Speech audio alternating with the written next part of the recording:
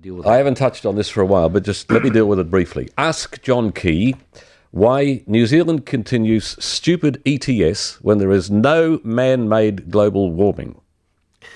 Okay, so And we know that. I know. Well, we don't know that. Well, we do know that because we know there's been no warming for the last 16 years, and we also know that the carbon price is through the floor, and farmers who are stupid enough to sign off for 50 years their land are going to have to sell up because they can't afford to maintain them.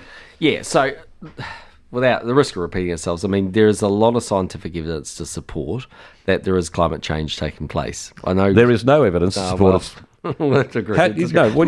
You explain to me then, you tell me in one brief sentence how you can have 25% extra CO2 in the atmosphere over the last 16 years and no change in the temperature. Well, that is a matter of debate. I mean, some of the advice that I've seen is that the planet has actually warmed over a period of time. I know where you get your advice. That's the problem. Well, let me rephrase another way. Alan Jones has had the same position as you in Australia. No, he's not. On this issue. Not quite, but go on. Pretty similar, right?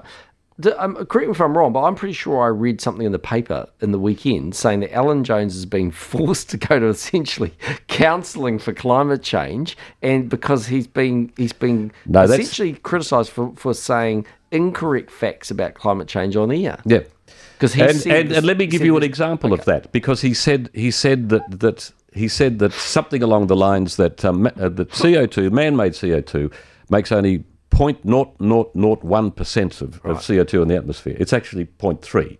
So I mean, he made an error, and that needs to be corrected. I don't support wrong information. Okay, I think besides that, he's been in the gun for a lot of other things, as you know. So it's all linked. It's all linked together. It's all linked. Yeah. Okay. But look, the point being that there is a range of different views. All I can tell you is the advice that I still get in my office is that climate change is occurring. But to the point though.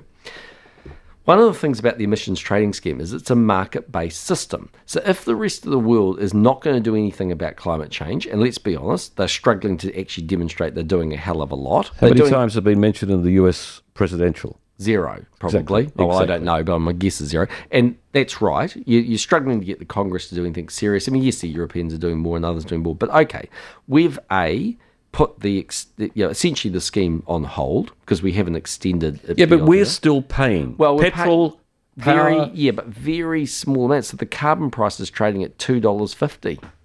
So, okay, $2.50 a tonne. I mean, look at Brian Fallow's article in the Herald this week. I mean, he basically made the point, well, no one's paying it very much for this. So isn't the point having a trading-based mechanism that reflects the market price, and the market price reflects the global appetite for this stuff? But that's not reflected in our power or our petrol prices. Well, we don't know that. What we know is that because we know when actually the ETS came in, there were very minor, much more muted changes in power and petrol prices than people thought. So maybe they've forward covered it a bit at higher rates, but not necessarily.